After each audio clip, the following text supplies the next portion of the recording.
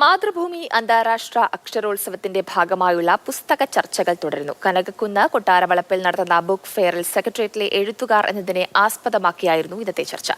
മാധ്യമപ്രവർത്തകനും എഴുത്തുകാരനുമായ ബിജു മുത്തതി ചർച്ച നയിച്ചു. എഴുത്തുകാരായ സജികുമാർ, മുഷ്താഖ്, സബാഹ്, സലിൻ മാകുഴി, രജനി മാധവിക്കുട്ടി എന്നിവർ അവരുടെ എഴുത്ത് അനുഭവങ്ങൾ പങ്കുവച്ചു. ഈ മാസം 6, 7, 8, 9 തീയതികളിലായാണ് ദക്ഷിണേന്ത്യയിലെ ഏറ്റവും വലിയ അക്ഷരോത്സവമായ മാതൃഭൂമി അന്താരാഷ്ട്ര അക്ഷരോത്സവം. ലോകത്തിലെ എല്ലാ വൻകരകളിൽ നിന്നുമുള്ള പ്രതിഭകൾ 4 ദിവസങ്ങളിലായി കനകക്കുന്നിൽ സംഗമിക്കും. മുകുന്ദനൊക്കെ നമുക്കറിയാം. മുകുന്ദേട്ടനൊക്കെ ഫ്രഞ്ച് എംബസിയിലായിരുന്നു ജോലി. ഫ്രഞ്ച് എംബസിയിൽ മുകുന്ദേട്ടൻ ജോലി ചെയ്യുമ്പോഴും അദ്ദേഹം ഒരു 5 മണിയാകുമ്പോൾ അദ്ദേഹം ഇതിൽ നിന്ന് പുറത്ത് അദ്ദേഹം തന്നെ എഴുതിയിട്ടുണ്ട്. ആ കോട്ടൂരി അദ്ദേഹം അവിടെ വെച്ച് അദ്ദേഹം പിന്നീട് കടപ്പുറത്ത് കൂടെയും തെരുവിലൂടെ, ഡൽഹിയിലെ തെരുവിലൂടെയും കഞ്ചാവ് വലിക്കുന്നവരുടെ ഇടയിലൂടെയും, കഞ്ചാവ് അദ്ദേഹം വലിക്കാറില്ല, അതിൻ്റെ ഇടയിലൊക്കെ കിടന്ന് അതായത് ഈ ഒരു